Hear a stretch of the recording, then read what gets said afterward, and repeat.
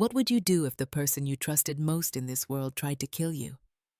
Natalie Keller knew her brother wanted her dead. She just didn't expect it to happen today. On a frozen creek bank, minutes after learning she'd inherited everything their father left behind. One push. That's all it took. Her own blood shoved her into water so cold it stopped her heart. Her heavy wool skirts dragged her down like chains, and the last thing she saw was gray sky through dark water. But a stranger jumped in after her, a man with secrets of his own, a man who came to this town because of a letter her brother wrote, and what began in that freezing creek would lead to fire, betrayal, a conspiracy bigger than either of them imagined, and a love neither of them saw coming. This is a story where trust is shattered and rebuilt, where courage means riding into a burning barn for someone you love, and where the line between enemy and savior is thinner than you think. This story reminds us of two truths. Being strong doesn't mean standing alone, and when you see someone drowning, in water, in life, in anything, don't watch from the bank, jump in. Welcome to Cowboy Chronicles, where the Old West comes alive through stories of rugged love, unbreakable bonds, sacrifice, and the deep compassion that connects one soul to another, even on the harshest frontier. This content was carefully researched, developed, and manually edited by our team to deliver meaningful stories with valuable life lessons. Every narrative is crafted to entertain, inspire, and empower our audience. We believe that great stories can change lives, and we are committed to bringing you content that matters. Natalie Keller knew her brother would kill her. She just did not expect it to be today. The January wind cut through the valley like a skinning knife, carrying the smell of frozen mud and dead grass across the Arizona territory. Copper Creek ran dark and fast below the bank, swollen with snowmelt from the higher elevations, and the thin winter sunlight did nothing to soften the chill that had settled into the bones of the earth. Natalie walked along the creek path with her brother Samuel 2 steps behind her, and she should have known right then that something was wrong. Samuel never walked behind anyone. He was the kind of man who needed to be first through every door, first to speak in every conversation, first to sit down at every table. But today he lagged, and the silence between them was the wrong kind of silence. Not comfortable, not thoughtful, the kind of silence that made the hair stand up on the back of her neck. They had just left Lawyer Thompson's office in Copper Bluff, where the terms of their father's will had been read aloud for the final time. The ranch, the livestock, the equipment, every last dollar Joseph Keller had saved in 30 years of working Arizona dirt belonged to Natalie now. She had turned 21 3 weeks ago, and the will was clear. Samuel received $5,000. Natalie received everything else. She heard Samuel's boots stop on the frozen ground behind her, and she almost turned around. Almost. But she told herself she was being foolish. He was her brother. He was angry, yes, and he had every right to be disappointed, but he was her blood. He would not hurt her. She was wrong. His hands hit her square between the shoulder blades, with the full force of a grown man's rage, and the scream that tore from her throat was swallowed by the wind, as her body pitched forward over the creek bank and plunged into water so cold it stopped her heart for one terrible second. The creek took her like a fist closing. Her heavy wool skirts became anchors the instant they touched water, dragging her down into the murky current where the cold was not just cold but something else entirely. It was electricity. It was paralysis. Every muscle in her body seized at once, and her lungs locked shut, and the world above became a wavering smear of gray sky seen through dark water. She sank.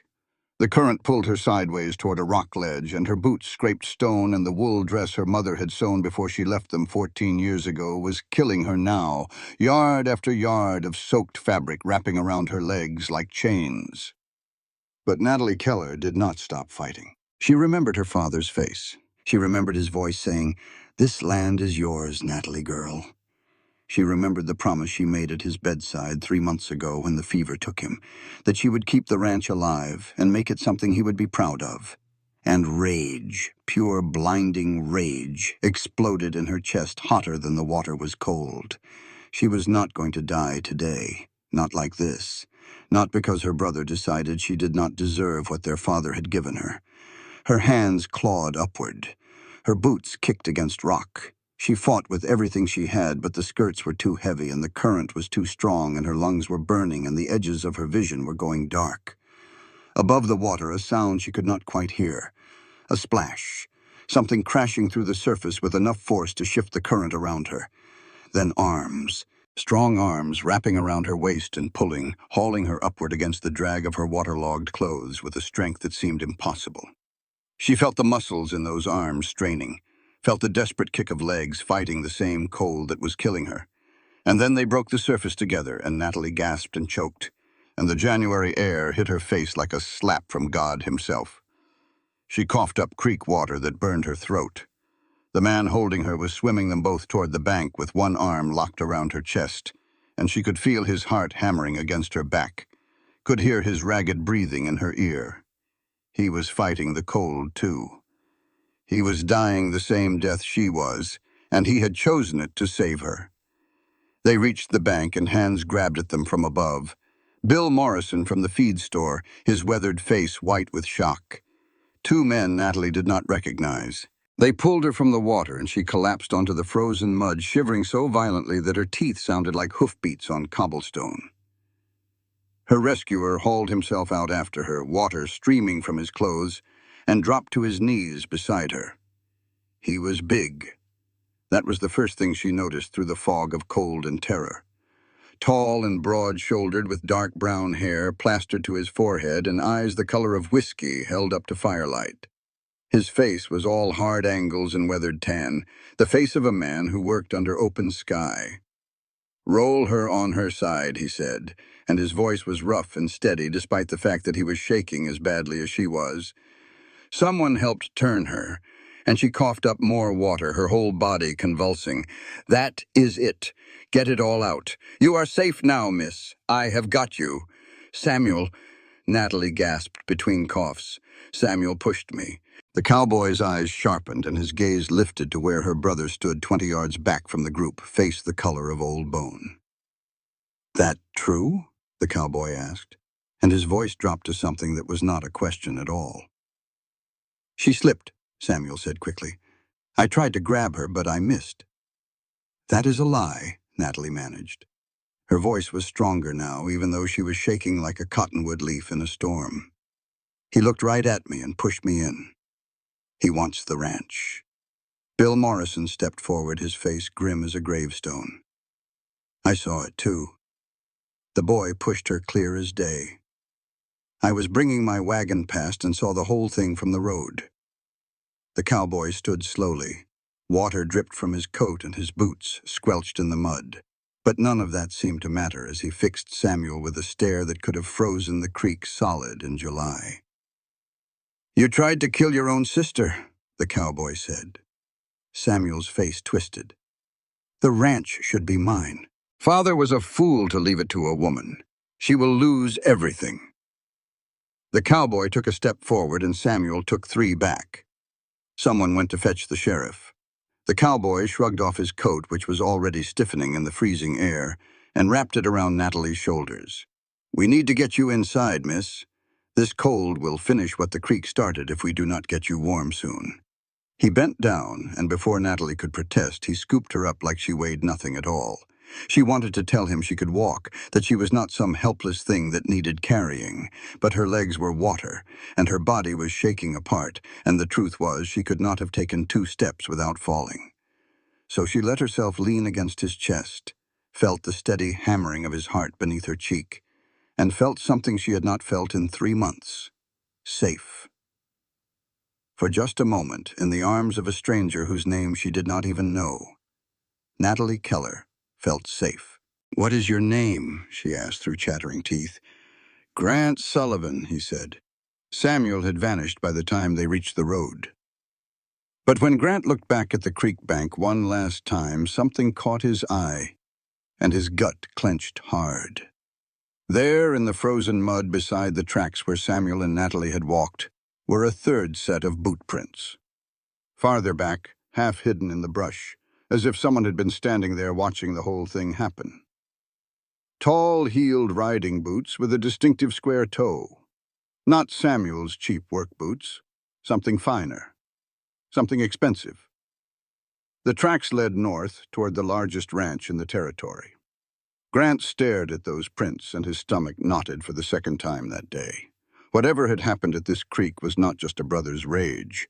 Someone else had been watching. Someone with money and good boots and a reason to stand in the cold and observe a woman drowning. He shifted Natalie's weight in his arms and kept walking toward town, but he filed those boot prints away in his memory, the way a man files away the location of a rattlesnake den. You do not forget where the danger lives.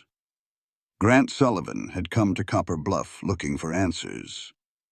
He had not expected to find a reason to stay. He stood on the porch of Maggie Dawson's boarding house, soaked to the bone and shaking from the cold, while inside the building women's voices murmured and the smell of hot water and wood smoke drifted through the cracks in the door.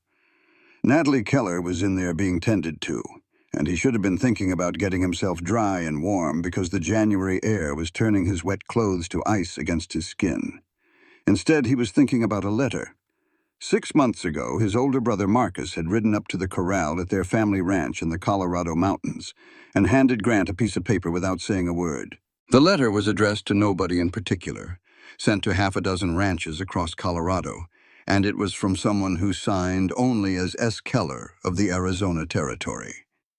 The letter offered payment to anyone willing to travel to a place called Copper Bluff and keep an eye on certain family property. Monitor operations, the letter said. Report back on activities. Nothing in the words was outright illegal, but the tone was wrong. It read like a man trying to control something he did not own, and Marcus had looked at Grant with that steady, older brother expression and said, "Sounds like someone down in Arizona either needs help or needs catching." Grant had taken the letter and ridden south, not because he wanted Samuel Keller's money. He had never written back accepting the offer, had never collected a cent. But something about that letter had hooked into him the way a fish hook catches flesh, and he could not let it go until he understood what it meant. He had arrived in Copper Bluff, taken a job at the livery stable, and spent 6 months watching from a distance. He had learned that the Keller Ranch was one of the best horse operations in the territory. He had learned that Joseph Keller's daughter, Natalie, ran the place with a competence that put most men to shame. And he had concluded that whoever wrote that letter was trying to undermine a woman who did not deserve undermining. Now he knew who S. Keller was. He had watched Samuel Keller push his own sister into a frozen creek and stand there smiling while she drowned. And everything was clear, and everything was complicated. And Grant Sullivan was standing on a porch in the freezing cold trying to figure out what to do about it. If he told Natalie about the letter, she would think he was Samuel's man. She would see the connection, and nothing he said would convince her otherwise. If he did not tell her, he was keeping a secret from a woman who had just been betrayed by the person closest to her. Not now, he told himself. She almost died today. I will tell her when things settle. He meant it, and he believed it was the right decision. It was the mistake that would cost him everything. Inside the boarding house, Natalie Keller woke up feeling like she had been trampled by a team of mules. Every muscle in her body ached. Her lungs burned. Her throat was raw from coughing up creek water, and her fingers were swollen and clumsy from the cold. But instead of lying still and recovering the way any sensible person would have done, she pushed herself upright and demanded paper and pencil. Maggie Dawson, the boarding house owner, was a sturdy woman of about 40, with brown hair pulled back in a practical bun and eyes that missed nothing. She had lost her husband to a mine cave in last year, and ran her business alone in a town that did not always make that easy. She looked at Natalie the way you look at a horse that tries to stand on a broken leg. "You need rest, not writing materials," Maggie said firmly. "I need to make a list," Natalie replied. Her voice was hoarse, but her eyes were sharp. "My brother just tried to kill me for a ranch I legally own. I do not have time to rest. I need to know who is feeding my horses right now, whether the fence line is intact, and whether anyone has thought to send word to old Pete that I'm alive." Maggie studied her for a moment, then brought the paper without another argument. She recognized steel when she saw it. Natalie wrote out everything that needed doing. feed schedule, water levels, fence check. Message to Pete Morales at the ranch. Contact lawyer Thompson about restraining Samuel from the property. Contact Sheriff Davis. Plan for returning to the ranch within 3 days. Even minutes after nearly dying, her mind had shifted into survival mode. This was who she was. This was who her father had raised her to be. A knock at the door interrupted her list. Maggie opened it, and Grant Sullivan stood there. Still damp, but now wrapped in borrowed clothes that were too short in the arms and too wide in the shoulders. He held something in his hands. "I brought you these," he said, and held out a pair of leather gloves. They were worn soft with use, the kind of gloves that had been loved for years. My mother's. She sent them with me when I left Colorado. Said I would need them for cold weather, but I figure you need them more right now. Natalie looked at the gloves and then looked at the man holding them. She studied him the way she studied a horse she was considering buying, assessing, careful, looking for signs of trouble beneath the surface. She had been betrayed by the person she trusted most in this world just hours ago. Every instinct she had was screaming at her to be suspicious of kindness, to question every motive, to trust no one. "Why are you being kind to me?" she wondered. "What do you want?" But she took the gloves. "Thank you," she said. "I will take good care of them." Sheriff Tom Davis arrived within the hour. He was a grizzled man in his 50s with a handlebar mustache and the kind of sharp eyes that had kept him alive through 20 years of frontier law enforcement. He took Natalie's statement with professional care, writing down every detail in a leather-bound notebook. Natalie recounted the events at the creek clearly and without tears. Her voice was steady. Her account was precise. From the doorway, Grant watched and felt something he had not expected: admiration. This woman had nearly died, and she was giving testimony with the calm focus of a courthouse lawyer. Then the sheriff asked a question that changed the air in the room. "Do you know anyone else who might want to harm you, Miss Keller? Anyone besides your brother who might benefit from you being unable to run that ranch?" Natalie hesitated. Her fingers tightened on the quilt. "Virgil Harding," she said slowly. "He has sent me 3 letters this past year offering to buy the ranch, each one more insistent than the last. The final one said I ought to think carefully because this land can be mighty hard on a woman alone." Sheriff Davis frowned but shook his head. "Virgil Harding is a pillar of this community, Miss Keller. Owns the biggest spread in the territory. I am sure that was just neighborly concern." Grant, still in the doorway, said nothing, but his jaw tightened like a vice. He knew the 3rd set of boot prints at the creek pointed north, straight toward Harding land, and he knew the sheriff had just dismissed the most important piece of this puzzle without a second thought. After Davis left, Natalie looked out the window and saw Grant standing in the yard below, talking to a man she did not recognize. The man handed Grant an envelope, then swung onto his horse and rode north, the same direction as those mysterious boot prints by the creek. Grant looked at the envelope for a long time, turning it over in his hands. Then he tucked it into his coat pocket without opening it. Natalie watched him from the window and felt the cold finger of doubt trace a line down her spine. The envelope was nothing sinister. It was Grant's final wages from the livery, delivered by a fellow worker heading home. But Natalie did not know that. And in her current state of mind, every kindness looked like a trap, and every coincidence looked like a conspiracy. She pulled the borrowed gloves onto her cold hands and felt the soft leather warm against her skin. They smelled faintly of lavender and mountain air, and for just a moment she let herself believe that not everyone in the world was trying to hurt her. The ranch greeted Natalie with the familiar sound of horses and the smell of dry grass, and with a fence line cut clean through and 12 head of cattle gone in the night.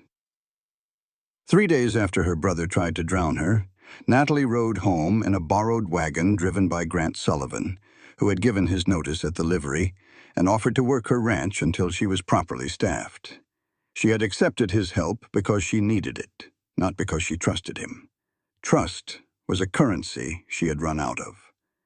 The Keller Ranch appeared over the rise as the wagon crested the low hill, and despite everything, Natalie felt her heart swell at the sight. The house was modest adobe, with a wide porch and a red tile roof faded by years of Arizona sun. The barn stood solid behind it, and beyond that the corrals where she could see horses moving, their coats catching the afternoon light. The Sonoran Desert stretched away to the south in shades of rust and gold, and the smell of sage hung sharp in the January air. This was hers, her father's life work, her inheritance, her home, and nobody was going to take it from her. Old Pete Morales was waiting on the porch, and the sight of him nearly broke Natalie's composure. He was 68 years old, born in Mexico, a former vaquero who had worked for Joseph Keller for 30 years. His face was carved deep by sun and wind, his hair silver beneath a battered hat, and his eyes held the accumulated wisdom of a lifetime spent reading land and animals and the people who lived among them. "Miss Natalie, gracias a Dios," he said, coming down the steps with a speed that belied his age. "When the deputy came and told me what Samuel did, I wanted to saddle up and hunt that boy down myself. You are safe now, Hisha?" "I am safe, Pete." She climbed down from the wagon with his help and stood on her own ground for the first time in days. "But the ranch is not. Tell me everything." Pete's expression darkened. "The western fence," he said, keeping his voice low even though there was no one around to hear. "Cut clean through. Not broken from weather or animals pushing through. Cut with tools, heavy-gauge wire cutters, the kind you buy from a supply catalog. 12 head missing, probably driven off north through the gap, and I found hoof prints near the barn that do not belong to any horse on this property."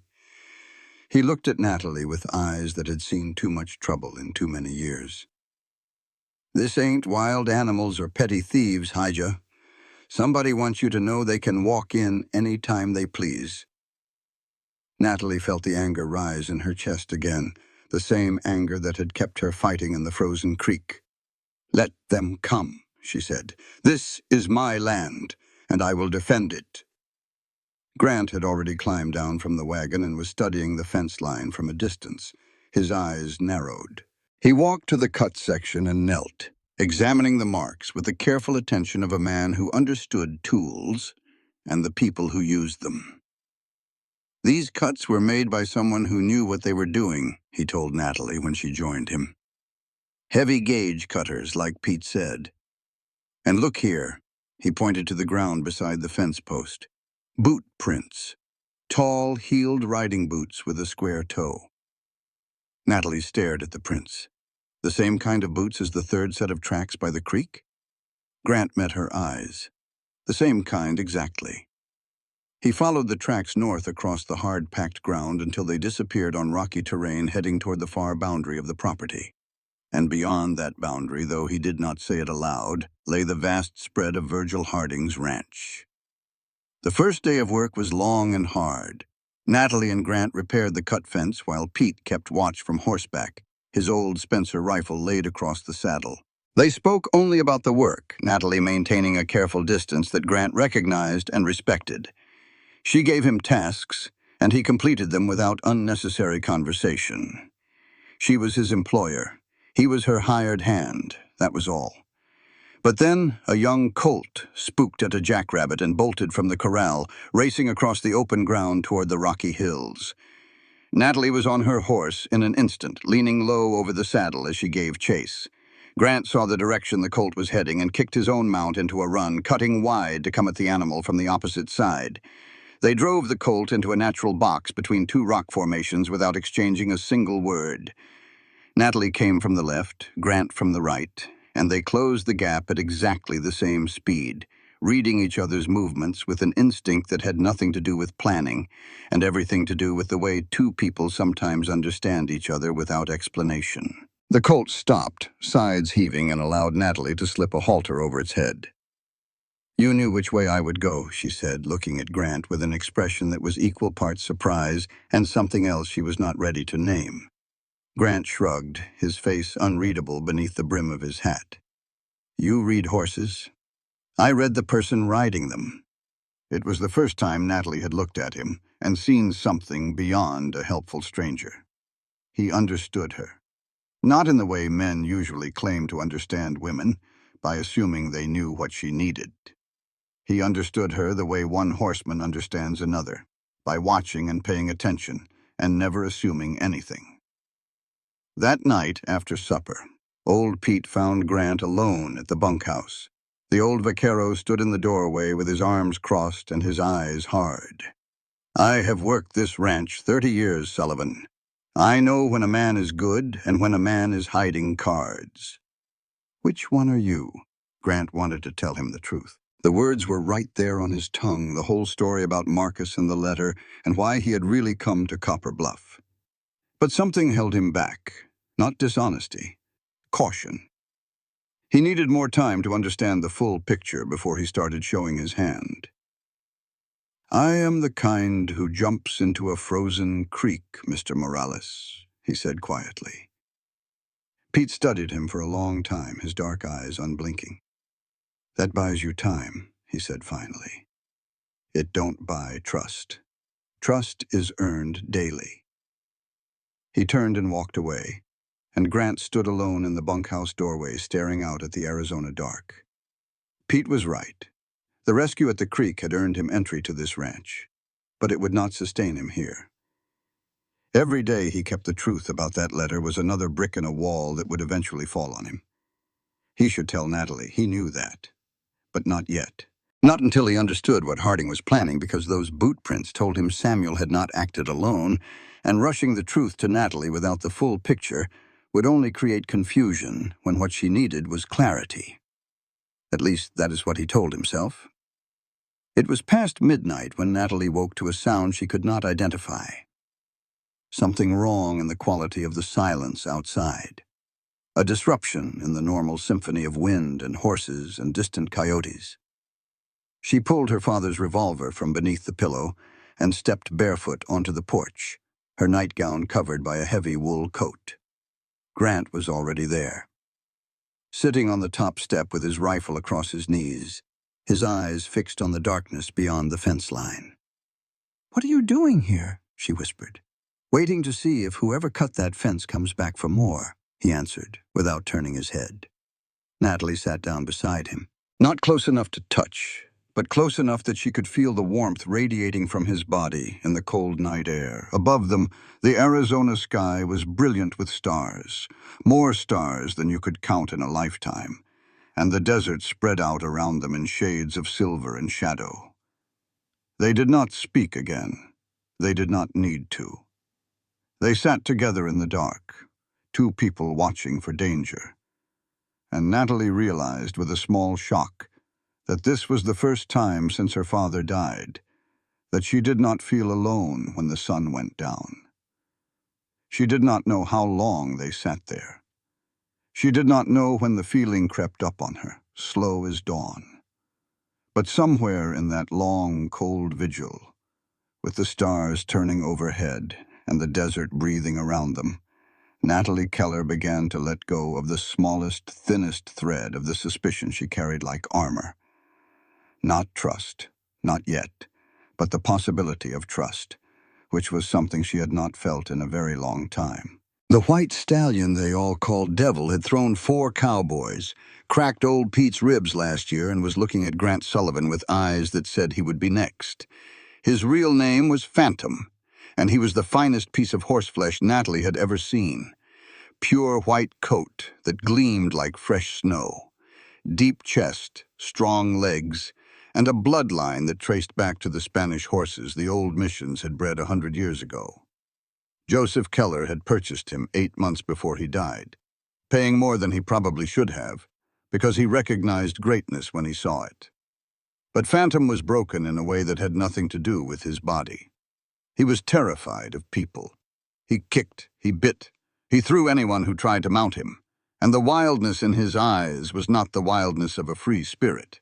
It was fear, pure bone-deep fear of human hands. Natalie had been planning to sell him because no one on the ranch could get near him. But it broke her heart every time she thought about it, because underneath that fear was a horse of extraordinary quality, a horse that could be the foundation of a breeding program that would put the Keller Ranch on the map. "I would like to try," Grant said one morning, As they stood at the corral fence, watching Phantom pace the far side of the enclosure, his muscles trembling with agitation. "He has hurt everyone who has gone in there," Natalie warned. Grant looked at the stallion, and something softened in his face. "I know what scared looks like," he said quietly. "That horse is not mean. He is afraid. Somebody hurt him bad, and he decided the only way to survive is to hurt back. I know a thing or two about that." He climbed the fence and dropped into the corral with nothing in his hands. No rope, no whip, no halter. Just a man standing in the dirt, making himself small and still, while 1,000 pounds of frightened horse circled him at a distance. Natalie sat on the top rail and watched, arms crossed, ready to shout a warning or pull Grant out if things went bad. For the first hour, nothing happened. Phantom circled and snorted and stamped his feet. Grant stood still. The horse rushed at him once, teeth bared, and Grant did not flinch or step back. He just turned sideways, making himself less of a target, and let the horse blow past. Phantom kicked him in the second hour, caught him in the thigh with a glancing blow that knocked Grant sideways into the fence rails. Natalie started to climb down, but Grant held up his hand without looking at her. "I am fine," he said through gritted teeth. "Stay where you are." He stood back up. He did not retaliate. He did not raise his voice or lift his hands in anger. He simply returned to his spot in the center of the corral and stood still again, bleeding from a cut on his arm where the fence rail had caught him. Something changed in the way Phantom watched him after that. The horse stopped circling so fast. His ears, which had been pinned flat against his skull, began to flicker forward and back. He was confused. Every human who had ever entered his space had responded to his attacks with force. This one just stood there and took it. By the end of the second hour, Phantom allowed Grant to approach within arm's length. Grant extended his hand slowly, palm down, and the stallion's nostrils flared as he investigated the scent. Then Grant placed his hand very gently on the horse's neck and spoke in a voice so low Natalie had to strain to hear. "I know you are afraid," he said.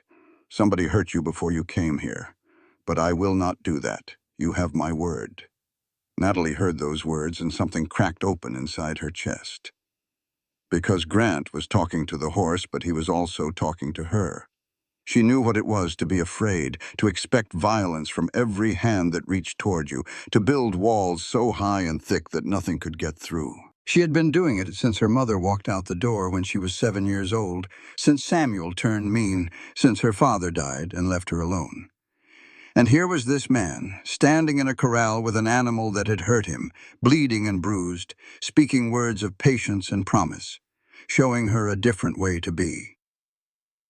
The next morning brought the discovery that changed everything. Grant was working with Phantom again, running his hands carefully along the stallion's back, when the horse flinched violently and shied away. Not the reactive flinch of a wild animal, but the specific, targeted response of a creature in pain. Grant looked more closely. What he found made his blood run cold. Scars. Along Phantom's spine, hidden beneath the white coat, a pattern of raised welts that could only have been made by one thing: a wire quirt.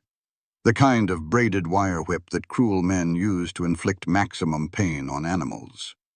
The scars were not old. They were not from before Joseph Keller bought the horse. They were fresh, healed within the last 6 months, according to old Pete, who confirmed it with a certainty born of 3 decades of working with horses. "Those marks were not there when Mr. Joseph was alive," Pete said, his voice tight with anger. "I would stake my life on it. Somebody came onto this ranch after he died and did this on purpose." The realization hit Natalie like a punch. The sabotage had not started with Samuel pushing her into the creek. It had started months before. Someone had been coming onto the property, systematically destroying the value of her most important asset. Not to steal Phantom, but to break him, to make him worthless. And the wire quirt scars told her something else. Whoever did this was not a common rustler or a petty vandal.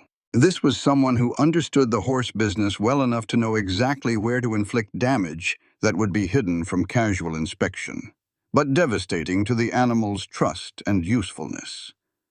She thought of Virgil Harding, the largest rancher in the territory, who had spent 10 years trying to buy her father's land. She thought of those square-toed boot prints that kept appearing on her property. She thought of the third set of tracks at the creek and the letter from the sheriff dismissing Harding as a pillar of the community. The conspiracy was bigger and older than she had imagined. That evening, after the horses were settled and Pete had retired to his quarters, Natalie found Grant in the barn rubbing liniment into the bruise on his thigh. She sat on an overturned bucket across from him, and for a while neither of them spoke. "Tell me about your family," she said. It was not exactly a request and not exactly a demand. It was the opening of a door she had kept locked. Grant was quiet for a long moment. "My father was a drunk," he said finally, and his voice dropped to something just above a whisper. "He beat the horses when the whiskey was in him, and sometimes he beat us kids, too. My mother did her best, but she was small, and my father was mean when he was in his cups, and there were 4 of us children who needed protecting." His hands were shaking slightly, and Natalie noticed. It was the first crack in the steady, unshakable exterior he presented to the world. "I learned to be quiet, because noise set him off," Grant continued. "I learned to be still because movement caught his eye. And I learned to be patient with animals because I saw every single day what violence did to them. It broke them, the same way it was breaking us." He looked up at Natalie, and his eyes were raw. "I swore I would never be like him. That is the only promise I have ever made that matters to me." Natalie looked at this man, this quiet cowboy who had jumped into a frozen creek to save her life, and she saw him clearly for the first time. Not a hero, not a rescuer, a survivor. A man who had built himself out of the wreckage of a damaged childhood, brick by careful brick, choosing patience where he had been taught violence, choosing gentleness where he had only known pain. She understood him now in a way that went deeper than attraction, deeper than gratitude. She understood him the way you understand a mirror. "My mother left when I was 7, she said. She could not take the frontier life, the dust and the heat and the loneliness. She went back to St. Louis and never came back, never wrote, never sent word. My father raised me and Samuel alone, and I think part of why Samuel hates me is because I stayed and she left.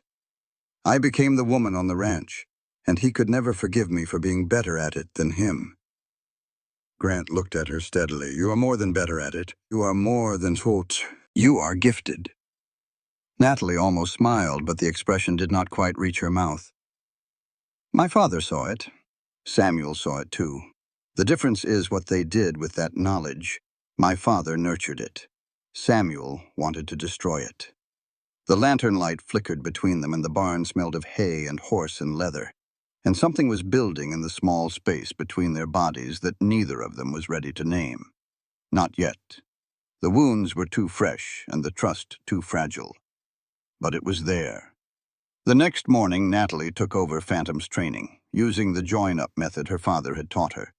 She moved through the corral like she was made of wind, reading the stallion's body language with an instinct that left Grant standing at the fence with his hat in his hand and his mouth slightly open. She was not just good with horses. She was one of them. She spoke their language in a way that transcended technique or training. Within an hour, Phantom was following her around the corral like a foal following its mother, and by afternoon she was on his back, sitting easy and natural while the stallion moved beneath her with a trust that seemed impossible given his history. Grant thought, "I have met plenty of people who are good with horses, but she is not good with them. She belongs among them." That evening, as the sun painted the Arizona sky in shades of fire and blood, Natalie led Phantom back to the barn and found something that wiped the satisfaction from her face. A white card pinned to the ranch gate with a knife. Expensive stationery, the kind that came from a catalog back east. Black ink and elegant handwriting. "You have received my last offer, Miss Keller. From now on, I will take what I want by other means. No signature." But Natalie recognized the paper, the same kind Virgil Harding had used for every letter he had ever sent her father. She pulled the knife from the gatepost and turned it over in her hands. It was a good knife, expensive, The kind of thing a man carries to show the world he can afford quality. She put the card in her pocket and the knife in her belt, and walked inside to write a letter to Sheriff Davis that she knew would accomplish nothing. But she wrote it anyway because Natalie Keller did not let threats go unanswered, even when the law was too blind or too bought to act on them. Captain James Whitfield stepped down from the afternoon train in a perfect blue uniform with a perfect smile, and a business proposal any sensible woman would be a fool to refuse. The Copper Bluff train station was a modest affair, a wooden platform with a tin roof and a hand-painted sign that creaked in the wind. Steam hissed from the locomotive in great white clouds, and the air smelled of coal smoke and hot iron, and the particular metallic tang of railroad that always reminded Natalie of progress arriving whether you wanted it or not. Whitfield was a cavalry captain, 35 years old, with the bearing of a man who had attended military academy, and the manners of one who had grown up in a fine house somewhere back east. He was tall, clean-shaven, with blue eyes and sandy hair, and a way of standing that made you aware of the sword he was not currently wearing. He had come to buy horses. "Miss Keller," he said, removing his hat and offering his hand, "I have heard remarkable things about your breeding program. The Army is in need of quality mounts for our campaigns in the territory, and your name came recommended by 3 separate sources." Natalie shook his hand and felt the immediate assessment that every woman on the frontier knows, the swift calculation in a man's eyes as he decides whether to take you seriously. Whitfield, to his credit, seemed to land on the right side of that equation. She took him to the ranch the next day, and he was genuinely impressed. He inspected 6 3-year-olds with a practiced eye, asked intelligent questions about bloodlines and temperament and endurance, and listened to Natalie's answers with the focused attention of a man who respected expertise regardless of who possessed it. But his flaw revealed itself in small ways. "Remarkable for a woman running things alone," he said at one point, and Natalie heard the cage inside the compliment. He held gates open for her when she was perfectly capable of opening them herself. He offered to carry things she did not need help carrying. He was kind, but his kindness assumed she was struggling. Grant watched from the corral where he was working with one of the younger horses. He did not like Whitfield. He tried to tell himself this was a rational assessment of the man's character, and not the crawling, burning thing in his gut that flared every time the captain smiled at Natalie. He failed.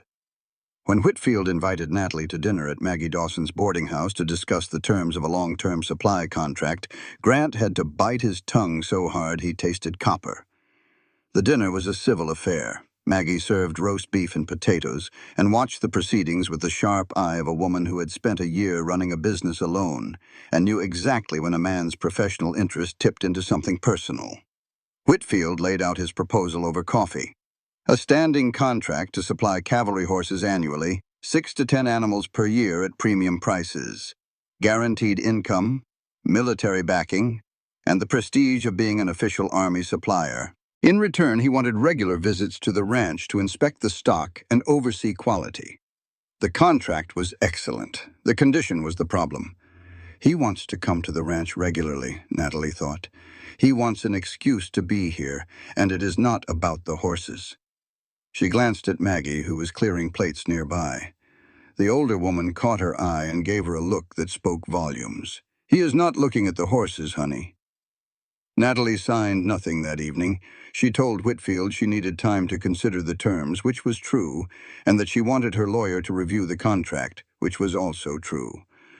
Whitfield accepted gracefully and returned to his quarters at the boarding house, and Natalie rode home in the dark with her thoughts churning.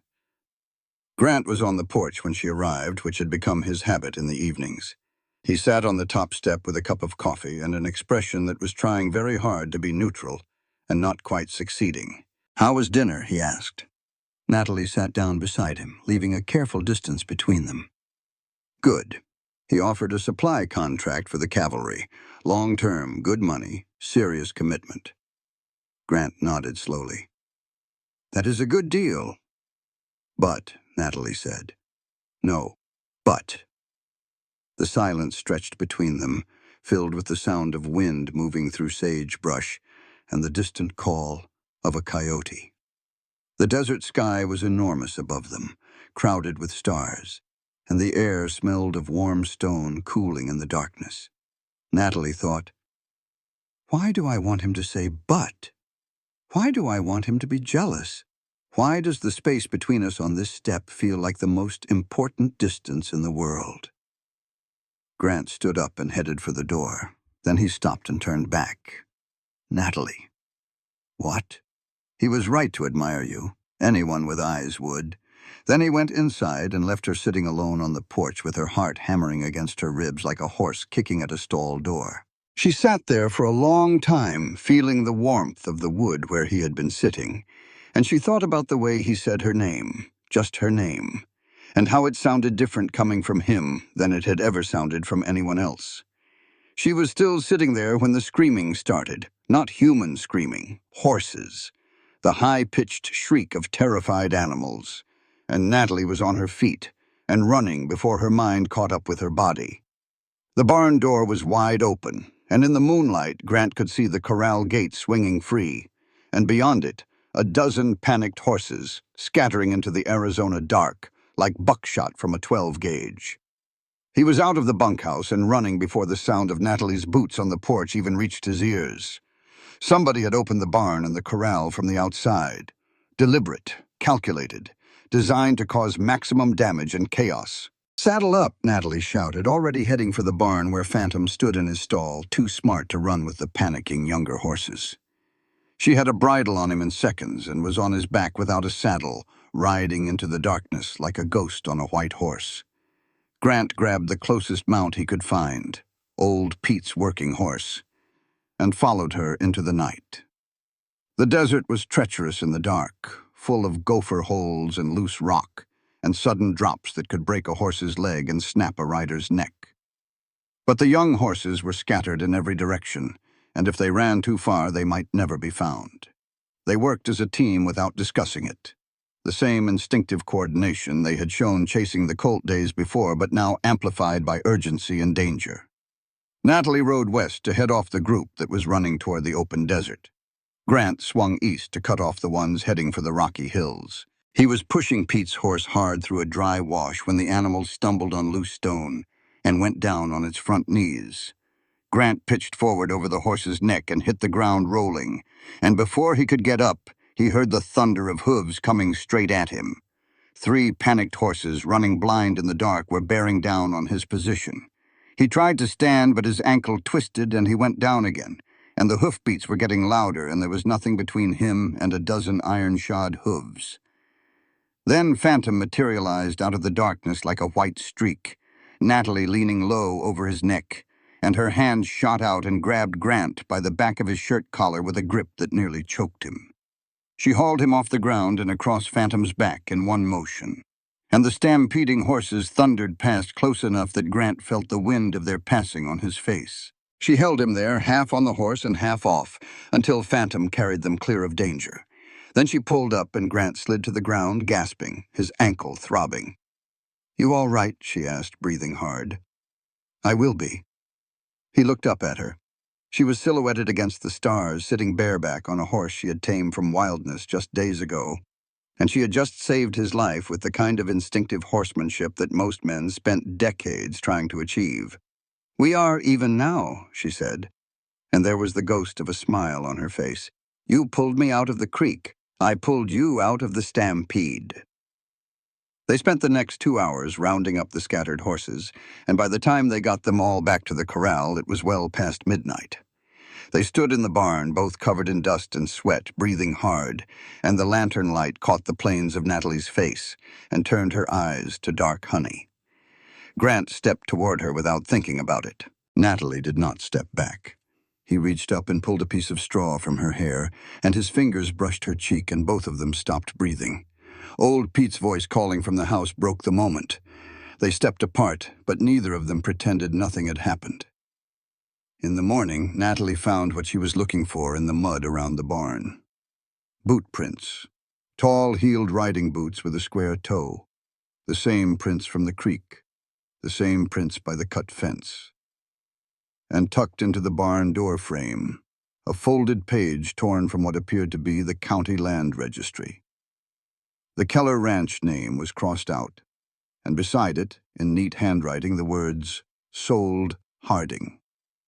Natalie stared at the page and felt something crystallize inside her. This was not random harassment. This was a campaign, methodical and deliberate, designed to terrorize her into selling. And the man behind it was sitting in a fine house on the biggest ranch in the territory, drinking good whiskey and waiting for her to break. She was not going to break. She saddled Phantom without telling Grant or Pete where she was going. She rode north across the boundary line through the rolling grassland that marked the edge of Harding territory until she reached the main house. It was a sprawling structure of stone and timber with a wide veranda and glass windows that glinted in the sun. The kind of house that told the world its owner had money and intended to get more. Virgil Harding received her in a parlor that was bigger than her entire ranch house.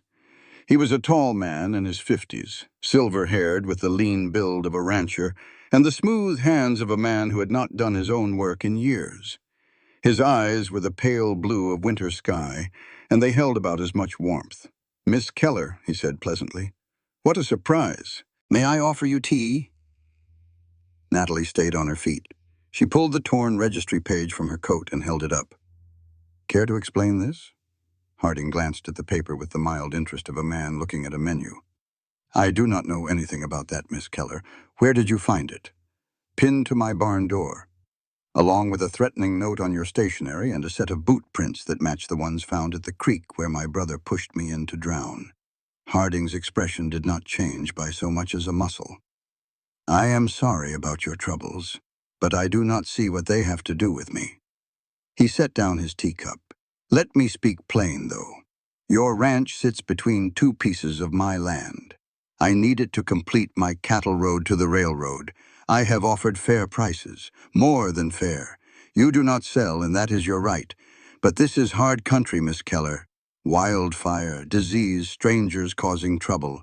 Who can say what might happen?" Natalie stood. "You are threatening me." Harding smiled the way a snake would smile if snakes had lips. "I'm talking reality, girl." Natalie looked at him for a long moment, memorizing his face, the arrangement of his features that made cruelty look like courtesy. Then she turned and walked out without another word. She had gotten what she came for, not evidence. Harding was too smart for that. But confirmation. The look in his eyes when she mentioned the boot prints. The almost imperceptible tightening at the corners of his mouth. He knew. He knew because he had ordered it. She mounted Phantom in the yard and rode home, and the anger she carried was cold now. Not the hot, desperate fury of the creek. Something harder, something more useful. Grant was waiting at the gate when she returned, and the look on his face told her he had figured out where she went. "Do you have any idea how dangerous that was?" he said, and his voice was tight with an emotion that vibrated between anger and fear. "If he wanted to hurt you, you were alone on his land with no witness." "I do not need anyone's permission to protect my ranch," Natalie fired back. "I am not talking about permission. I am talking about not wanting to find you dead on the side of the road." The words hung between them, heavier than either of them expected. Because a hired hand does not say things like that. An employee does not look at his boss with that particular wildness in his eyes. What Grant had just revealed went far beyond professional concern, and they both knew it. "Natalie, quieter now. Is it the ranch you are worried about, or me?" Grant opened his mouth to answer, and then something happened that Natalie did not expect. He closed his mouth, turned, walked outside and stood in the yard with his fists clenched at his sides, breathing like a man fighting down something powerful and dangerous. She followed him and found him shaking, not from cold, not from anger at her. His voice had risen during their argument, and she could see in his face that he had heard something in his own tone that terrified him. His father's voice, the drunk's rage, the violence he had spent his entire life building walls against. "I do not raise my voice," he said, barely audible. "I do not want to be that man. I will not be that man." And Natalie understood. The stillness was not calm. It was a fortress. Every gentle word, every patient gesture, every soft approach to frightened horses was not just technique. It was a choice he made 1,000 times a day to be the opposite of what he had been taught. She stepped close to him, close enough to feel the heat of his body and the tremor in his hands. And then she kissed him. It was not a long kiss, not a planned kiss. It was born of anger and fear and wanting and the absolute inability to stand this close to another human being's pain and not try to comfort it. She pressed her mouth to his and felt him freeze, felt the shock run through his body, and then felt his hands come up to cup her face with a gentleness that made her chest ache. She pulled back, eyes wide, heart slamming. Grant stood perfectly still, his hands still raised where her face had been, his breath unsteady. "You do that again," he said, and his voice was rough as creek gravel. "I will not stop at one kiss." "Who says I want you to stop?" Natalie whispered. But they both stopped. Because the situation was impossible, and they both knew it. She was the boss. He was the hired man. She was terrified of trusting the wrong person again. He was carrying a secret that could shatter everything between them. They stood in the yard as the stars came out, and the silence between them was no longer empty. It was full of things they could not say, and feelings they could not act on, and a future they could not yet see. That night, lying in bed with the taste of Grant still on her lips, Natalie heard hoofbeats in the distance. She went to the window and saw fire, a small blaze on the northern ridge, right at the boundary between Keller land and Harding land. Someone was burning dry grass, and on the night wind she could smell it, the sharp chemical smell of grass igniting, and fire season was still months away. But there was something else. Farther east, near the rock canyon she had explored as a child, a second fire burned. Smaller, nearly hidden behind an outcrop. Not the aggressive blaze of sabotage, but the controlled flame of a campfire. Someone had made camp in the canyon. Someone who did not want to be found. Natalie watched both fires for a long time, and a cold certainty settled into her stomach. The world was closing in around her ranch, and she did not yet know how many enemies she had. There are two ways to lose everything. Slowly, the way water wears down stone, or in a single moment, the way it happens when you open a coat pocket and find a letter that was never meant for your eyes. They caught the grass fire early. Grant spotted the glow from the bunkhouse window before midnight and roused Pete while Natalie was already running for the water barrels. The three of them fought the blaze for 3 hours in the dark, beating it back with wet blankets and shoveled dirt. And by dawn they had saved the north pasture. But they lost 3 cattle to burns and an entire section of fence. Natalie documented the damage methodically, her handwriting steady despite the exhaustion that pulled at every muscle in her body. The evidence was mounting. The pattern was clear. But evidence was not proof, and patterns were not admissible in court. And Sheriff Davis still treated Virgil Harding like a respected citizen, instead of the calculating predator he was. Captain Whitfield arrived that afternoon, ready to sign the supply contract. He found Natalie covered in soot and ash, her clothes stained and her hair wild, and his reaction told her everything she needed to know about the limits of his admiration. "Miss Keller," he said, and there was genuine concern in his voice, but also something else, something that sounded like pity. "A woman like you should not have to live like this. You deserve to be protected." Natalie felt the words like a slap, but she was too tired to react the way she wanted. Because part of her, the exhausted, frightened, lonely part, whispered, "Maybe he is right. Maybe this would all be easier if I let someone else carry the weight." Whitfield made a practical offer while he inspected the horses. "With your permission, I could station a cavalry patrol near your ranch for a few days. Call it protecting Army property since your horses will be cavalry mounts." It was reasonable. It was tempting. And Grant, watching from the corral, felt the ground shift beneath his feet because Whitfield could offer protection and stability and the backing of the United States Army, and all Grant could offer was a pair of work-worn hands and a heart full of secrets. The discovery happened by accident. While Whitfield toured the ranch with Pete as guide, Natalie went to clean out the storeroom. It was one of those tasks she had been putting off. The kind of mindless physical work that sounded restful after days of fighting fires and chasing horses. She found old tack that needed mending, feed sacks that needed restacking, and in the back corner, draped over a barrel, the coat Grant had been wearing the day he pulled her from the creek. It had dried stiff as a board and been forgotten in the chaos of the days that followed. Natalie picked it up, intending to bring it to Grant, and felt something crinkle in the pocket. The letter. She pulled it out and unfolded it, and the world tilted sideways. It was addressed to interested parties in Colorado, and it was from S. Keller of the Arizona Territory. It described the Keller Ranch in detail, mentioned the upcoming transfer of ownership to a daughter, and offered payment to anyone willing to travel to Copper Bluff and monitor the operations of the ranch. Report back on activities. Keep an eye on property management. The language was carefully neutral, but the intent was clear. Someone wanted a spy on the ranch. S. Keller, Samuel Keller, her brother, and the letter was in Grant Sullivan's coat.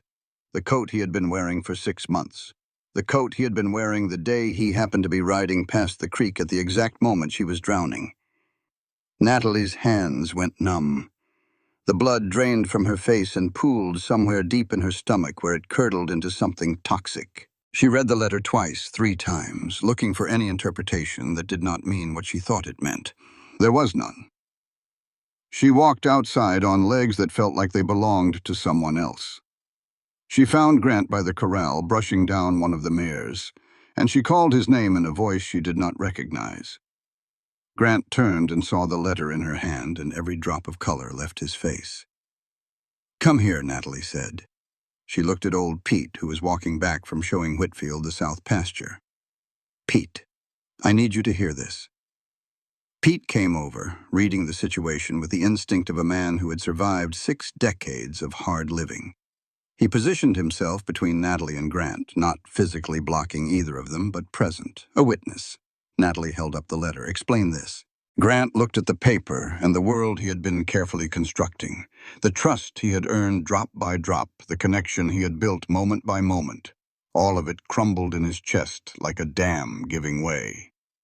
"My brother Marcus received that letter 6 months ago," he said, and his voice was steady even though his insides were dissolving. "It was sent to several ranches in Colorado. Marcus showed it to me because something about it worried him. He said it sounded like someone in Arizona either needed help or needed catching. I came down here to find out which. You came here because of this letter," Natalie said, and her voice was flat as a desert horizon. "You came here because my brother wrote to strangers offering money to watch me. I came because the letter was wrong. I stayed because of you. How convenient." Her eyes were dry, but her voice shook with the effort of keeping it level. "You show up in Copper Bluff 6 months ago. You take a job at the livery where you can watch my ranch from a distance. You happen to be riding by the creek the exact moment I am drowning. And then you move onto my property and into my life, and you never, not once, mention that you came here because of my brother. I was going to tell you. I was waiting for the right time. The right time was the first day, Grant. The right time was before I trusted you, before I kissed you, before I let you inside walls. I have not let anyone past since my father died." Her voice cracked on the last word, and she sealed it shut again with visible effort. Grant reached for her hand. She jerked away so fast you would have thought his touch was fire. "Do not touch me. The last person I trusted shoved me into a creek to die. And now the next person I trusted turns out to have come here because of him." "I came because the letter worried me," Grant said, and his voice broke like a green branch. "I stayed because of you, not Samuel, not the letter, you, Samuel. Not the... Everything I have done on this ranch, everything between us, that was real. That is the truth. Natalie looked at him and he watched her struggle. He watched the battle between what her heart knew and what her fear demanded. And he watched fear win. "Get off my ranch." The words hit Grant like a bullet, not because they were unexpected, but because he had earned them. Every day he had kept that secret was a day he had chosen his own comfort over her trust. And now the bill had come due. He packed his things in silence. His few clothes, his bedroll, his shaving kit.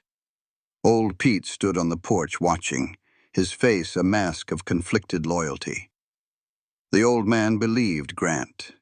He had watched Grant work and seen the quality of the man beneath the mistake. But Natalie was his employer, his family, the daughter of the man he had served for 30 years, and her word was law. When Grant mounted his horse, he looked back at Natalie standing on the porch. Her spine was straight. Her chin was raised. Her eyes were dry. She looked like a woman carved from the same sandstone as the desert around her, beautiful and hard and absolutely alone. "I will be at Maggie Dawson's boarding house," he said. "If you need me for any reason, I will be there." She did not answer. He rode away, and the dust from his horse's hooves hung in the still evening air, like a question that would not settle. That night, alone on the porch for the first time in weeks, Natalie heard the sounds she had forgotten. The owl calling from the cottonwood, the wind whispering through the sage, and beneath those sounds, the absence of everything Grant had been. No quiet breathing from the bunkhouse, no soft voice talking to the horses at the evening feeding, no steady, watchful presence between her and the darkness. On the northern ridge, fire flickered again. And from the eastern canyon, the campfire she had glimpsed days ago was gone. But in the morning dust, she would find fresh tracks leading toward the ranch house, closer than before.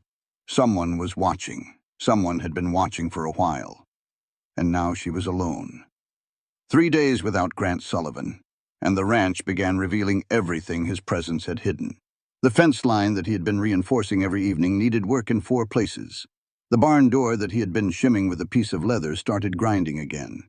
The pregnant mare that he had been monitoring with quiet concern began showing signs of distress that Natalie almost missed because she was spread so thin she could barely see straight. Old Pete tried to fill the gap, but the truth of his age was becoming impossible to ignore. He coughed more than he used to. He sat down more often. His hands shook when he tried to hold the heavy wire cutters, and twice Natalie saw him lean against the corral fence with his eyes closed, breathing carefully before straightening up and pretending nothing was wrong.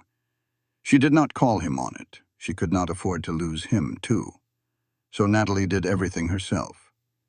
She rose before dawn and worked past dark. She mended fences, mucked stalls, fed and watered every animal on the property, exercised the horses, patrolled the boundaries, and checked the pregnant mares.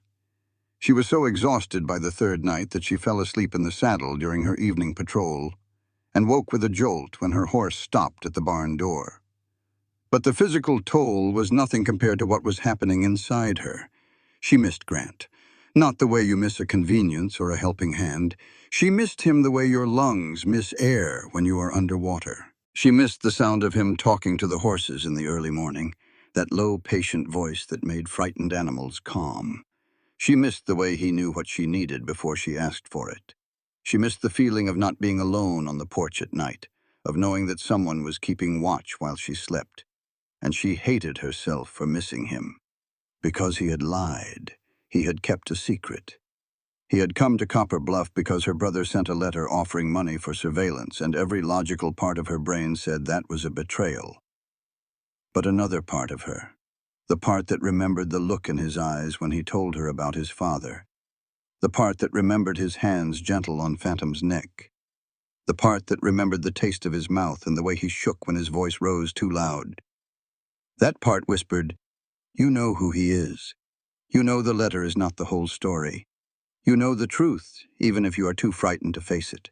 On the 4th day, Maggie Dawson drove out from town in her wagon, carrying a basket of food and something else Natalie needed even more. The truth. "Grant Sullivan is sleeping in my stable," Maggie said. settling herself on the porch rocker with the comfortable authority of a woman who had been doing things her own way for long enough to stop apologizing for it. He gave me back the room because he said he did not deserve four walls. He does not eat, he does not sleep, and every night he rides out of town toward your ranch, sits on that ridge for about an hour, and rides back. Natalie stared at her. Why are you telling me this? Because a man spying for your enemy does not give you his dead mother's gloves. Maggie leaned forward. And because I know what it is like to be judged wrong. My husband died in that mine, and half the town said it was his own fault for not checking the supports. They did not know him. They did not know he had checked those supports every single day for 3 years, and the company had overridden him. People see what they expect to see, Natalie. They see the facts that fit the story they have already decided is true. She paused. You know him better than you know most people. You have watched him work, you have watched him with your horses, you have watched him put himself between you and danger without a second thought. Now ask yourself this. Does the man you know match the story you are telling yourself about that letter? Maggie left the food and the question and drove her wagon back to town, and Natalie sat alone on the porch as the sun went down and the desert turned from gold to purple to the deep blue of coming night. She went inside and sat at her father's desk. The desk where Joseph Keller had done his bookkeeping every evening for 30 years. The same desk where Natalie now kept the ranch ledgers and the legal documents and the growing file of evidence against Virgil Harding.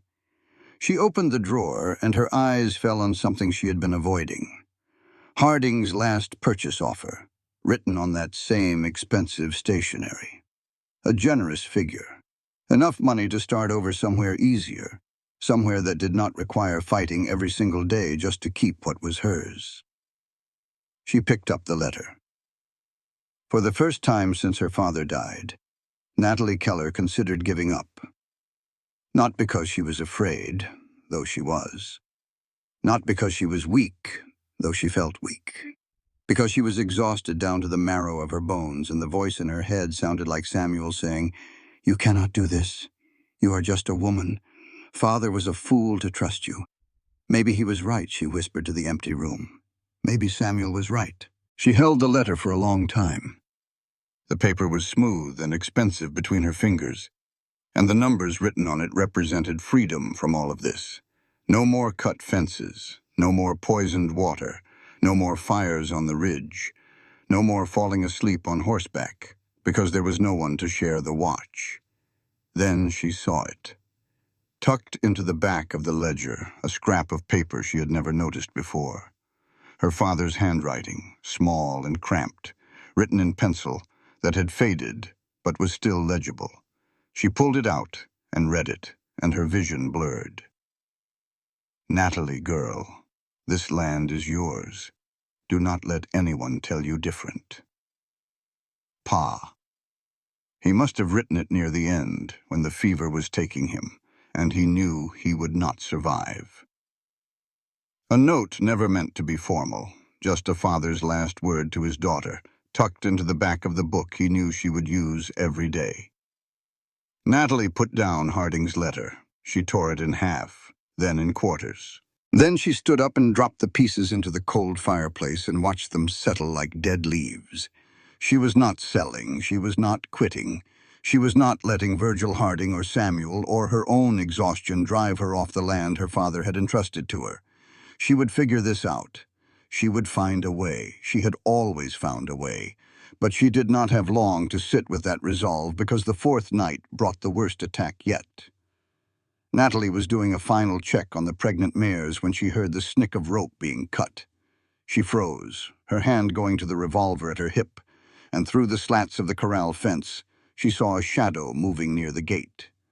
Someone was cutting the tie ropes that held the gate shut. "Hey!" she shouted, and drew the gun.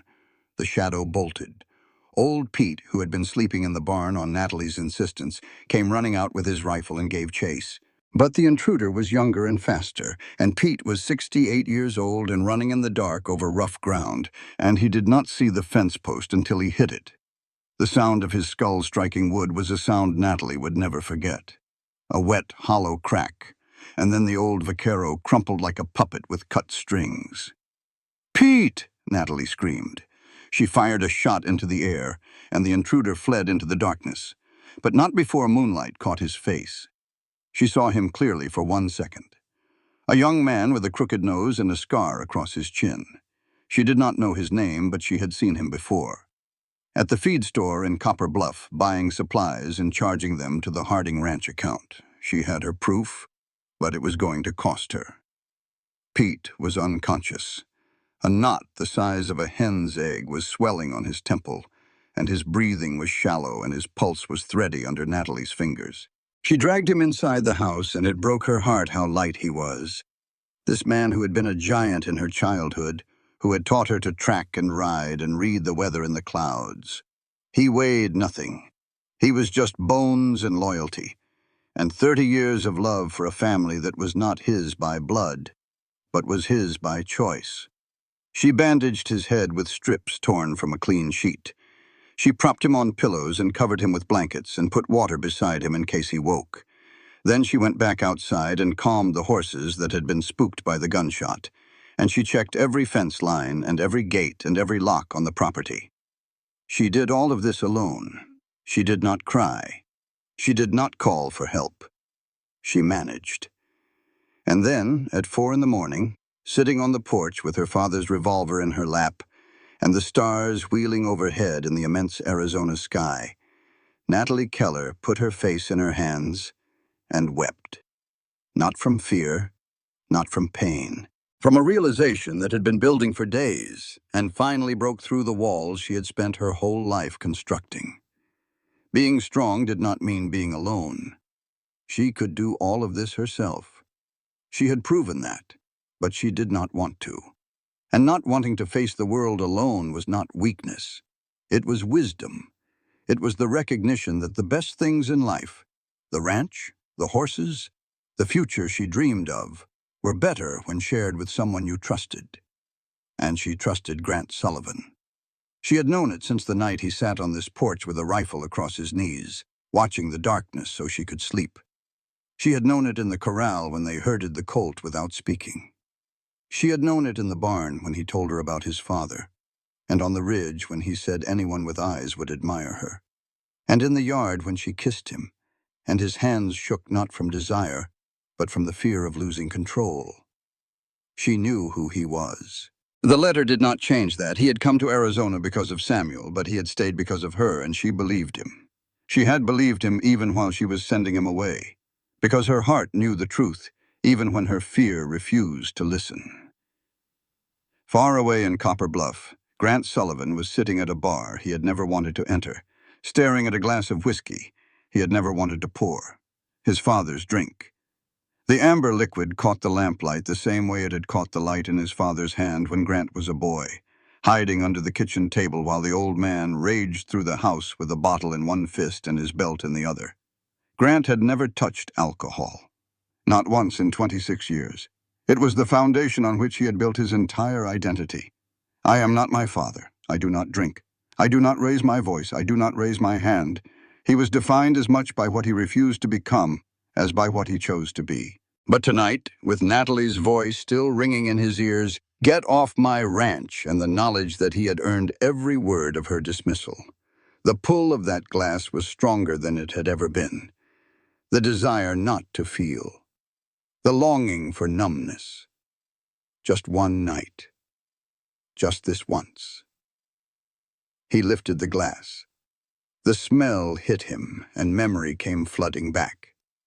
Not just his father's violence, but his father's face in the morning after. The shame and the self-hatred, and the way the cycle fed on itself like a snake eating its own tail. Drink to forget. Remember when sober. Drink to forget again. Grant took one sip. The whiskey burned his throat and tasted like his childhood, and he set the glass down with a hand that trembled violently.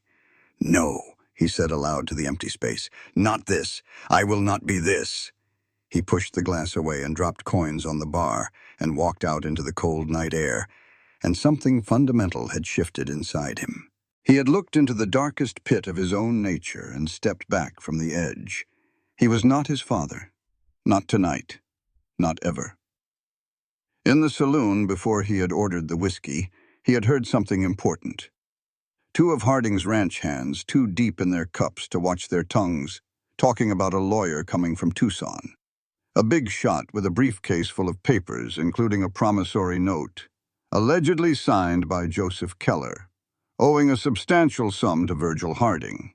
A note that, if filed with the territorial court, would give Harding a legal claim against the Keller ranch. Grant knew it was a forgery. Joseph Keller had been too careful a businessman to owe anyone money, let alone his most persistent enemy. But a forged note backed by a Tucson lawyer and presented to a territorial judge who might owe favors to the biggest rancher in the region could be devastating. He had to warn Natalie. She had told him to leave. She had looked at him with eyes that saw only the betrayal and not the man behind it. But this was bigger than their broken trust. This was her ranch, her father's legacy, and if Harding's lawyer filed that note before Natalie knew about it, she could lose everything. Grant saddled his horse and rode into the night. He rode hard, pushing through the darkness, and somewhere around midnight he passed a thin figure on a slow horse heading in the same direction. A man hunched in the saddle, gaunt and bearded and moving with the weariness of someone who had been running for a long time. Grant did not stop to investigate. He filed the image away and kept riding. Dawn was breaking when he reached the ridge above the Keller ranch.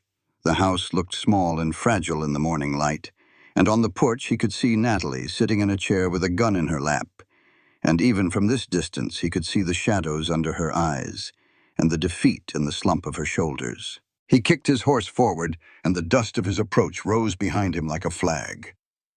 Natalie saw the rider, and her hand went to the revolver. Then the sun caught his face, and her heart did something impossible, stopping and racing at the same time. Behind Grant, farther away on the eastern trail, the second rider was visible now, moving slowly, and Natalie could not make out his features. But something about the way he sat. His horse was familiar. Something about the angle of his shoulders and the tilt of his head. Grant dismounted and walked toward the porch. His face was drawn and his eyes were red, and there was something different about him. Something that had been burned away in the night and left him cleaner and harder and more certain. "Harding is filing a forged promissory note against your ranch this week," he said. "You need to know." Natalie looked at him for a long moment. Then she looked at the rider on the eastern trail, growing closer with every minute. "Come in," she said. "Pete is hurt." Grant Sullivan had jumped into a frozen creek once to save Natalie Keller. He was ready to walk through fire for the second time. Inside the ranch house, the air smelled of blood and camphor. Old Pete lay on the bed in the spare room, his head wrapped in bandages, his face the color of old adobe. His breathing was steady but shallow, and when Grant checked his pupils, they responded to light, which was a good sign. But the old man had not regained consciousness, and that was not. Natalie showed Grant the damage. The cut gate ropes, the boot prints she had memorized, the face she had seen in the moonlight, Harding's ranch hand with the crooked nose and the scar. Grant told her about the forged note, about the lawyer from Tucson, about the overheard conversation in the saloon. They worked together like two halves of the same machine, sorting through documents, making lists, planning. The trust between them was not repaired. The wound from the letter was still raw. But there was something stronger than trust operating now, a shared understanding that the ranch was under siege and personal grievances would have to wait. Neither of them mentioned the kiss. Neither mentioned the letter. Neither mentioned the way the room seemed to change temperature whenever their hands brushed, reaching for the same piece of paper.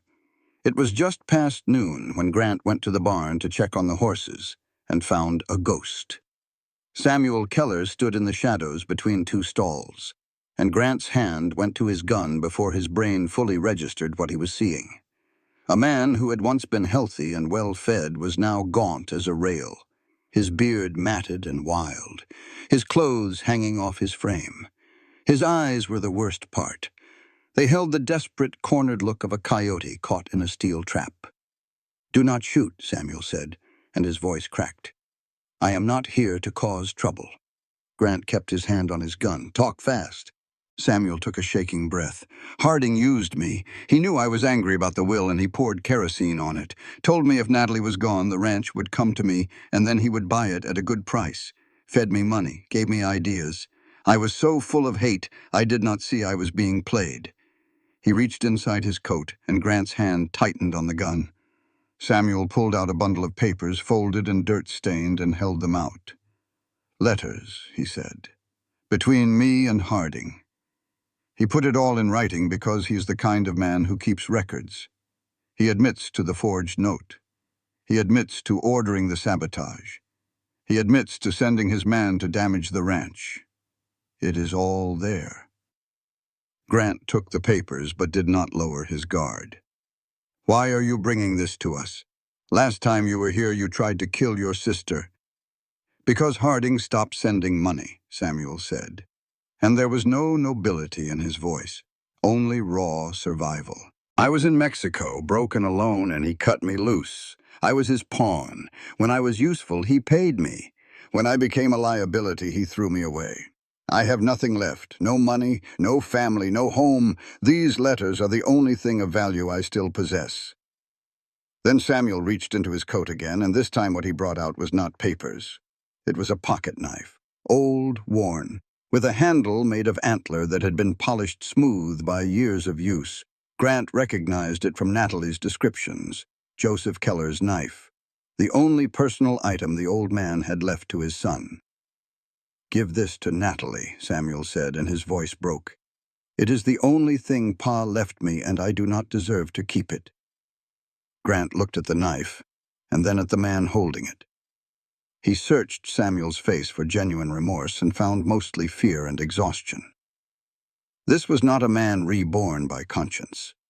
This was a man who had run out of road and was trading the last things he owned for a chance at survival. But the knife was real, and the letters were real. And sometimes the right thing gets done for the wrong reasons, and the result is the same. "Stay here," Grant said. "I will bring Natalie." He walked to the house carrying the letters and the knife and the weight of what was about to happen. Natalie was at the kitchen table reviewing legal documents, and when Grant told her Samuel was in the barn, her face went white, and her hands began to shake. She stood. She walked to the barn. And Grant watched her cross that distance with the kind of courage that made every other act of bravery he had ever witnessed seem small. Samuel was standing where Grant had left him. And when Natalie entered the barn, his eyes filled with tears. But Natalie's eyes were dry. She looked at the brother who had pushed her into a frozen creek, and her body remembered every second of that drowning, the cold, the weight of her skirts, the burning in her lungs, his hands on her back. Her hands trembled. Her breath came fast, but she did not retreat. She read the letters, every page, carefully and thoroughly. Then she looked at Samuel and spoke in a voice that was steady as stone. "I will use this evidence, and you will turn yourself in to Sheriff Davis today. I do not forgive you, Samuel, but I will not let Harding destroy you the way he tried to destroy me." Samuel held out the pocket knife. Natalie took it. Her thumb traced the worn antler handle, and she said nothing. There was nothing to say. The knife was their father's, and their father was dead. And the family he had tried to build was broken in ways that a knife could not mend. They might have had more time. They might have planned a careful approach to the sheriff, organized the evidence, prepared a legal strategy. But Virgil Harding did not give them that time. The smoke appeared first, a dark column rising from the south pasture where the dry winter grass stood tall and brittle. Then the smell hit, sharp and chemical. Not the natural scent of grass fire, but something accelerated, something deliberate. And then the sound, a low roar, like a distant freight train growing louder. Natalie ran to the porch and looked south, and her blood froze. The fire was enormous. Not a patch of burning grass, but a wall of flame. Taller than a man on horseback, driven by a south wind that was pushing it straight toward the barn and corrals at a speed that defied belief. Harding had made his final move. Everything happened at once, and everything happened too fast. Natalie ran for the pregnant mares. She knew this land better than anyone alive, every rock and gully and hidden passage, and she knew there was a gap in the western ridge, a narrow canyon that opened onto safe ground on the other side. No one who had not grown up exploring these hills would know it existed. She threw open the corral gate and drove the mares toward it, Phantom responding to her commands like an extension of her own body, the white stallion herding the frightened animals with an intelligence that was almost human. Grant charged into the barn. Inside, 2 foals and 3 yearlings were trapped in their stalls, the smoke already seeping through the walls, and the animals were screaming with terror. He grabbed a blanket, soaked it in the water trough, and pressed it over his nose and mouth. The heat was incredible, pressing against his skin like a living thing. He threw open stalls one by one, driving the young horses toward the door, and they bolted into the yard and scattered.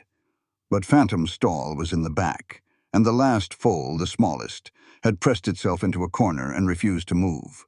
Grant fought through the thickening smoke, his eyes streaming, his lungs burning, and reached the foal just as a burning beam cracked overhead. The beam fell with a sound like the world splitting open, and it landed across the barn's main aisle, blocking the exit completely. Flames raced along the fallen timber like liquid, and within seconds the only way out was through a wall of fire. Grant was trapped. He crouched beside the foal with the wet blanket over both of them, and the smoke was so thick he could not see 3 feet in front of his face. The heat was beyond anything he had imagined, a physical force that seemed to be trying to press him flat against the ground. He thought of Natalie. He thought of the frozen creek and how he had jumped in without thinking, without calculating the cost, because someone was drowning, and he could not stand by and watch. Now he was the one drowning in smoke and heat, and the terrible certainty that no one was coming. But he was wrong. Natalie had driven the pregnant mares through the western gap and onto safe ground, and she turned Phantom around and looked back at the ranch. The barn was fully engulfed. Flames poured from the doors and windows, and the roof was beginning to collapse. She could not see Grant. She did not think. She did not calculate. She kicked Phantom into a gallop and rode straight at the burning barn. There was a side door, a small door on the north wall that her father had installed for ventilation, barely big enough for a person to squeeze through. She had played in this barn as a child, knew every board and beam, every crack and corner. The fire had not reached the north wall yet. She swung off Phantom, kicked the door open, and plunged into the smoke. She found Grant by sound, by the coughing that led her through the blinding haze, and when her hand closed on his arm, he grabbed her like a drowning man grabs a rope. Together. They did it together. They braced their shoulders against the fallen beam and pushed. 2 people whose combined strength should not have been enough, but somehow was, and the beam shifted just enough to create a gap. Grant shoved the foal through first, then Natalie. Then he squeezed his own body through the opening, as the roof behind him gave way with a sound like thunder. They fell into the open air, all 3 of them, coughing and gasping and blinded by smoke, and the January wind hit their overheated skin like a benediction. The foal staggered to its feet and ran toward the other horses. Natalie and Grant lay on the ground side by side, faces black with soot, lungs screaming, alive. "Are you insane?" Grant gasped. "You could have died." "You jumped into a frozen creek for me?" Natalie said between coughs. "Do not lecture me about risking my life." Silence. Then laughter, raw and painful and half-choked by smoke. Both of them laughing because they were alive, and because they had saved each other, and because the absurdity of their situation, lying in the dirt while a barn burned behind them, was either the worst moment of their lives or the best. Natalie's hand found Grant's in the ash and dirt, and she held on. "I am still angry about the letter," she said, "but I also love you, and I am tired of pretending I do not." Grant turned his head to look at her. Soot covered his face, and his eyes were red from smoke, and his voice was raw. "I should have told you from the beginning. I was wrong. I am sorry. Do not ever hide anything from me again." "Never," Grant said. And he meant it the way a man means a vow spoken on ground that is still hot from the fire that almost killed him. Never. Old Pete, woken by the commotion, had dragged himself onto a horse despite the bandages on his head and ridden toward town to summon help. He made it 2 miles before the pain and the dizziness took him, and he slumped in the saddle, barely conscious. Samuel found him on the road. The same Samuel who had tried to murder his sister 2 months ago lifted the old vaquero onto his own horse, climbed up behind him, and rode to Copper Bluff. He delivered Pete to Maggie Dawson's boarding house, and the sheriff arrested him on the spot. Samuel went without resistance. He had made his choice. It was not redemption. It was not enough. But it was something. When the bucket brigade from town arrived at the ranch, they found Grant and Natalie sitting in the dirt before the smoldering ruins of the barn, hand in hand, surrounded by every horse they had saved. The pregnant mares, the yearlings, the foals, and Phantom, standing behind Natalie like a sentinel, his white coat smudged with ash, but his eyes calm. On the road to town, Sheriff Davis was reading the letters Samuel Keller had given him. Letters that would bring down Virgil Harding's empire. Beside Natalie on the ground, catching firelight like a small amber flame, lay Joseph Keller's pocket knife. Returned at last to Keller land. June in Arizona was no season for a wedding. Hot as a blacksmith's forge, red dust sticking to everything it touched. But Natalie Keller had never done anything by convention, and she was not about to start now. The trial took place in May, and it was as swift and decisive as a hammer blow. Samuel's letters provided the foundation. The testimony of the captured ranch hand, the one with the crooked nose whom Natalie had seen in the moonlight, provided the walls, and the forged promissory note, examined by a handwriting expert from Tucson who declared it fraudulent in less than an hour, provided the roof. But the moment the courtroom would remember, the moment that passed into Copper Bluff legend, belonged to Natalie. She led Phantom into the courthouse yard on a length of rope, and the white stallion walked beside her as calm as a Sunday school horse. She asked the judge to step outside, and something in her voice made him comply. She turned Phantom and ran her hand along his spine, parting the white coat to reveal the scars beneath. The wire quirt marks that had been inflicted after her father's death, on her property, by Harding's men. "Mr. Harding calls himself a respectable citizen," Natalie said, and her voice carried across the yard to where Harding sat in his lawyer's buggy, his face the color of spoiled milk. "Respectable citizens do not torture animals to bankrupt their neighbors." One line. That was all it took. The judge looked at the scars and looked at Harding, and his expression said everything the verdict would later confirm. Virgil Harding was convicted of fraud, conspiracy, destruction of property, and cruelty to animals. His ranch was seized by the territorial court. He was sentenced to 12 years at the Yuma Territorial Prison, and they took him away in chains on a hot afternoon while the whole town watched. Samuel's case was simpler and sadder. He pleaded guilty to attempted murder, and the judge took into account his cooperation and the evidence he had provided. 8 years at Yuma. Not the same cell block as Harding. Small mercy. Natalie visited her brother the day before they transported him south. She sat across a table from him in the jail and looked at the face she had known all her life, now thin and drawn and old beyond its years. "I do not forgive you today," she said. "Maybe someday. But I want you to know I do not hate you, and I hope you find some peace." Samuel's eyes filled and he looked away. At the door, Natalie turned back. She placed their father's pocket knife on the table between them. "Keep it," she said. "Pa gave it to you. Maybe it will remind you who you are supposed to be." She left. The knife stayed. It was not absolution, but it was a thread, thin and fragile, connecting Samuel to something better than what he had become. Old Pete recovered, slowly and stubbornly, the way he did everything.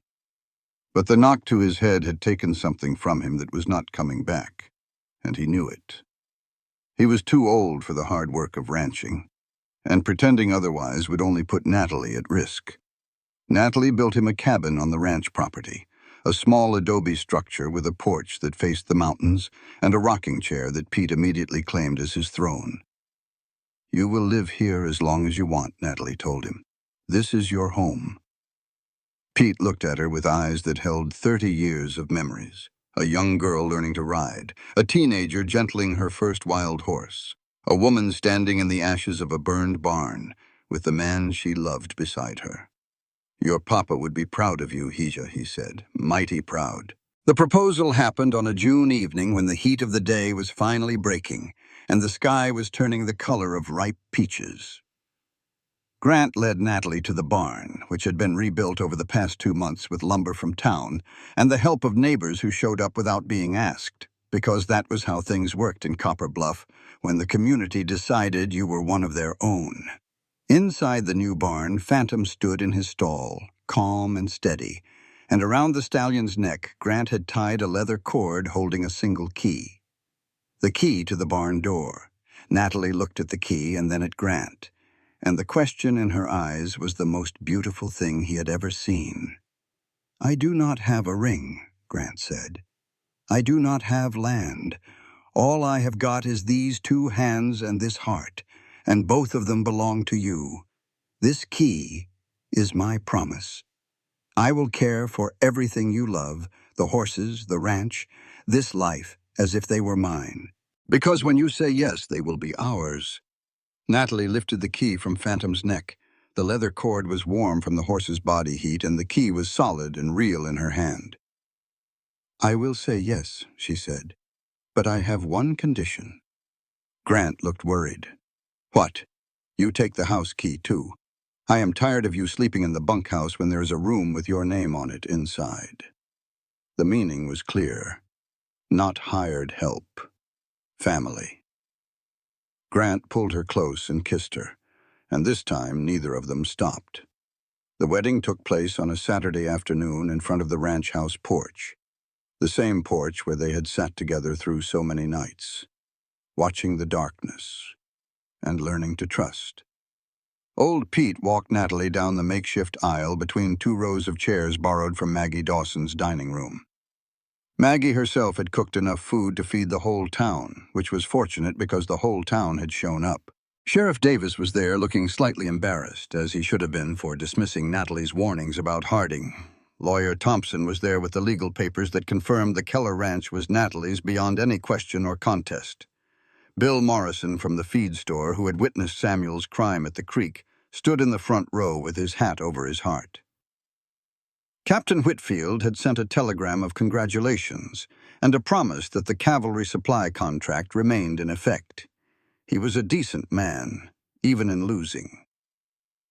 When Grant took Natalie's hand to exchange their vows, he noticed what she was wearing on her hands, his mother's leather gloves, the ones he had given her the day after the creek, when she was freezing and terrified, and he had nothing else to offer. Natalie pulled the gloves off slowly and placed them in Grant's hands. "Give these back to your mother," she whispered, quiet enough that only he could hear. "Tell her they kept her daughter warm." Grant looked at the gloves in his hands, and then at the woman who had worn them, and his throat closed so tight he could not speak for several seconds. Old Pete, standing just behind them, pulled a handkerchief from his pocket and turned away. The old man, who rarely showed emotion, was weeping openly, and nobody in the crowd pretended not to notice. When Grant finally found his voice, his vows were not poetry. They were not fancy words learned from a book. They were the plain truth spoken by a man who had spent his life learning that actions matter more than speeches. "I promise to stand beside you," he said. "Not in front of you and not behind you. Beside you. I promise to tell you the truth even when it is hard, especially when it is hard. I promise to be patient when the world is not, and gentle when the world is rough, and brave when the world is dangerous. And I promise that whenever you are drowning, in water or in worry or in anything else, I will jump in. Every time. Without thinking about it, because that is what love does." Natalie smiled, and it was the smile of a woman who had been through fire and water and come out the other side, holding the hand of someone worth holding. "I promise to let you in," she said. Not halfway, and not on my terms, and not only when it is easy. All the way. I promise to trust you with the parts of me I have never shown anyone. The scared parts and the angry parts. And the parts that still wake up at night remembering the feeling of cold water closing over my head. And I promise that whenever you are trapped, in a burning barn, or in the shadow of a man you are afraid of becoming, I will ride in after you. Every time. Because you are worth the ride. The kiss that sealed it was not long or dramatic. It was firm and sure and tasted of dust and sage and the particular sweetness of two people who had earned each other the hard way. That evening, after the food was eaten and the music was played and the town had gone home, Natalie and Grant sat on the porch the way they had done 100 times before. But tonight the barn key hung on a leather cord around Natalie's neck, and Grant sat close enough that their shoulders touched, not as employer and hand, not as rescuer and rescued, but as husband and wife. The desert stretched out before them in shades of silver and shadow, and from the barn, Phantom breathed out a long, contented sigh that carried across the quiet ranch like a blessing. "Pa would have liked you," Natalie said. "I hope so," Grant answered. "He would have liked you, because you never tried to change me." Grant kissed her forehead. "Why would I want to change the most perfect thing I have ever seen?" The night wind carried the scent of sage and warm stone across the porch, and from the direction of the creek, the same creek that had nearly killed her last January, Natalie heard the sound of water running over smooth rocks. Just water. Nothing more, nothing less. She leaned her head against her husband's shoulder, and he tightened his arm around her, not because he was afraid of losing her, but because he had found her.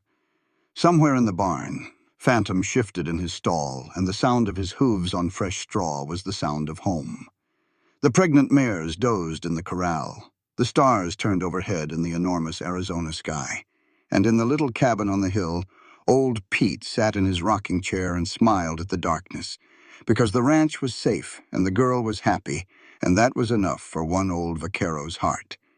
Natalie closed her eyes and listened to three things: the water running in the creek, the horse breathing in the barn, and the steady heartbeat of the man beside her. Everything she needed. Everything she had nearly lost. Everything she had fought to keep. The creek would freeze again come January. But Natalie was not afraid of the cold anymore. She had found her fire, and it would not go out. This was the story of Natalie Keller and Grant Sullivan.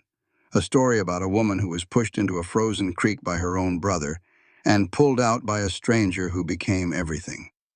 It is a story about courage, the kind that makes you jump into freezing water and ride into burning barns. It is a story about trust, the kind that breaks and heals and comes back stronger in the broken places. And it is a story about love, the kind that starts in the worst moment of your life and carries you through every moment after. If this story moved you, if you felt the cold of that creek and the heat of that fire, and the warmth of two people finding each other against all odds, I hope you will share it with someone who needs to hear it. Because the lesson of Natalie and Grant is simple, and it is true. Be brave. Be kind. When you see someone drowning, do not stand on the bank and watch. Jump in. And when you find love, real love, the kind that has been tested by fire and water and everything in between, hold on to it with everything you have, because that is the only thing in this world that is truly worth fighting for.